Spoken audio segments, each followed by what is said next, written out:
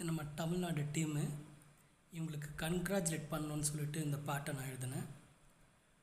நம்ம தமிழ்நாடுமா உலகத்தில் கேளுமா, நம்ம தமிழ்நாட்டில் கபடினா மாசுமா, வீரம் விளைஞ்ச மண்ணு நீ தமிழ்நாட்டு பொண்ணு, தினமும் சோத்த துண்ணு பாடிய பில்டு பண்ணு, அதை துண்ணாலுமே வீரம் மங்காதுமா, வீர ரத்தத்தில் உண்டாகுமா.